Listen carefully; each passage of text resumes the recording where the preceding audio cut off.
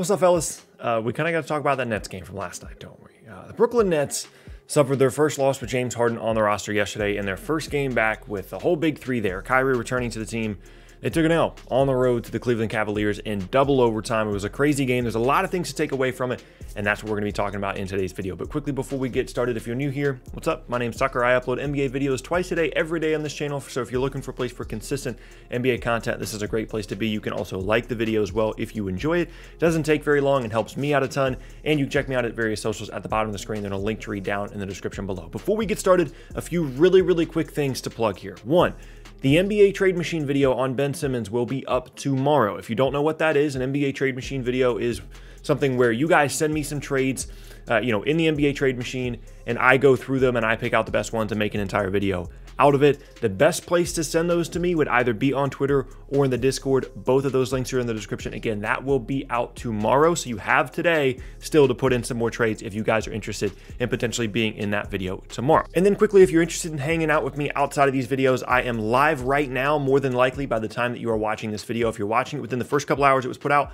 I'm live right now. You can see the link there at the top if you guys want to come hang out. And I also have a video out on the second channel as well. That link is also in the description if you guys want to check that out. With that said, let's talk about the Nets game. Okay, so we're going into this and everybody's paying attention to a couple of different things, right? How does Kyrie look and fit within this new big three? Because it looked fine when it was just Harden and KD, because, it's not difficult to have, enough shots between those two guys, especially considering, the rest of the guys that are out there playing are not really going to need the ball a ton. And I will admit, for parts of this game, it was a little bit awkward. There were moments, especially down the stretch, where like Harden was doing Harden things, and he had control over a lot of the late game possessions, in a row there, and it was just Harden wing isolation or Harden ball screen, and he was attacking. And there were some weird moments where it was like your turn, my turn, your turn, my turn, and then Kyrie was just kind of in the corner like, when is it going to be my turn? So there were absolutely some weird moments like that, but you also have to consider Kyrie's been gone for 2 weeks. Harden's been with the team for less than a week. Practice time is incredibly limited.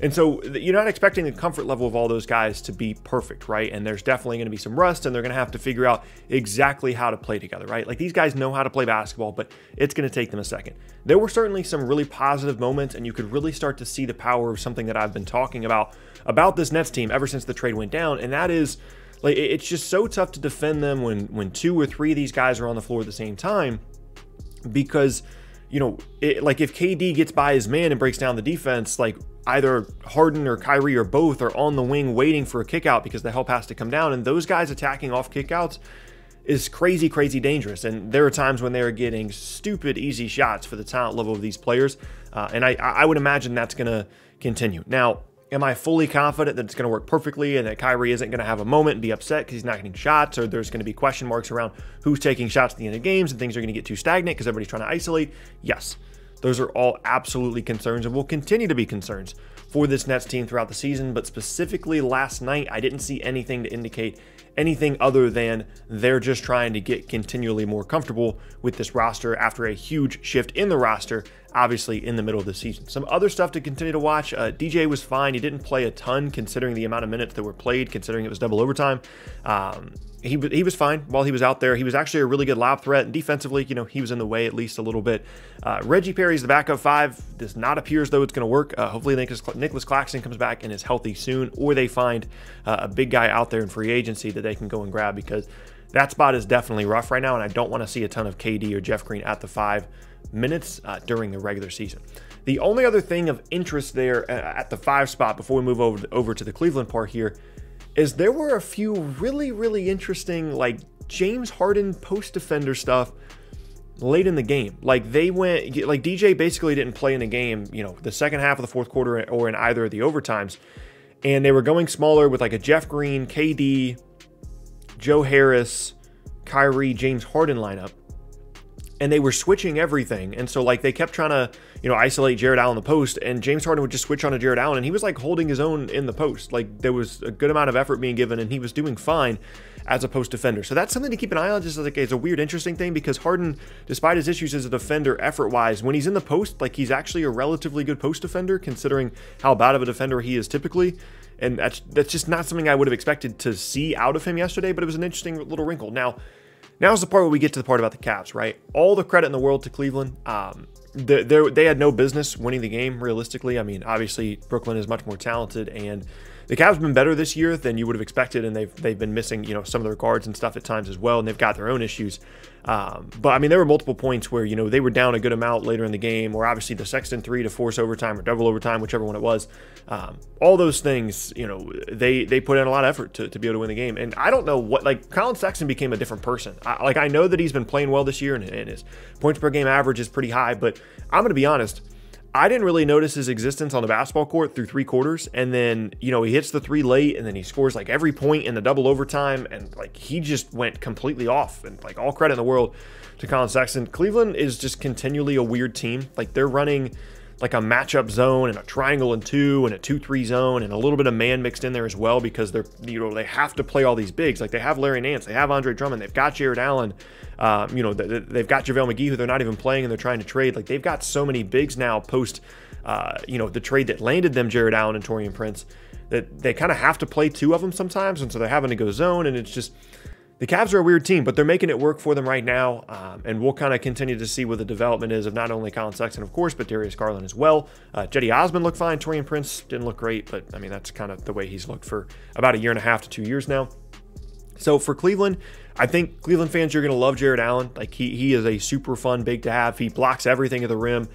He's pretty skilled offensively as well. He's going to continue to grow and develop, and an interesting restricted free agency candidate to take a look at as well. But of course, you know, the long-term view here is all about Brooklyn, right? And I don't think we can necessarily take a ton away from the first couple of games here in terms of like, oh, are they going to be title contenders? But I think you can kind of see little things here where there is a level of unselfishness, especially in transition, that I think is really going to work for this team. Now, defensively, they're going to continue to have issues, right? Like, just from a personnel standpoint, whether it be a lack of a great rim protector, a lack of a great wing defender, they're going to have issues. And you would expect, you know, the big 3 to put in at least some kind of effort, especially when they're all on the floor at the same time defensively, because if they don't, teams are going to score 1 million points.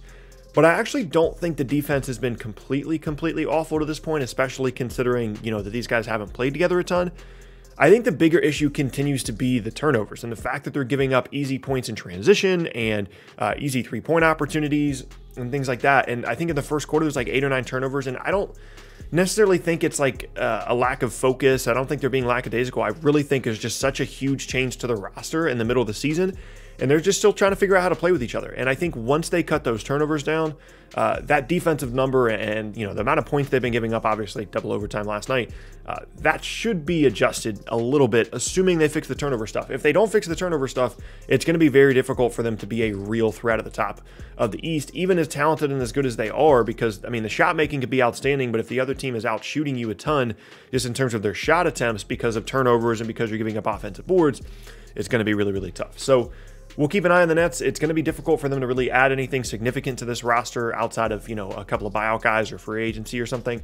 And, you know, how they're going to be able to defend some of the better bigs in the league, whether that be Embiid potentially in the postseason, whether that be Giannis if you consider him to be a big, whether that be potentially, you know, in whatever Lakers matchup or Clippers matchup. All those things are going to be problems for them. But for right now, offensively, I'm not too concerned. And defensively, I want to see a game where they don't turn the ball over a ton and they play a good offense to really fully evaluate what they're doing defensively. But yeah, I kind of felt like I had to make a Nets-Cavs reaction video this morning. So I hope you guys enjoyed it. But like I said in the beginning, my name is Tucker. Hope you guys enjoyed the video. If you're looking for more content from me, you can check out the boxes on screen as well as sub to the channel as I mentioned in the beginning. You can also leave a like rating on the video as well and check me out at various socials at the bottom of the screen. With all those things said, hope you guys have an awesome rest of your day, and I will see you all next time.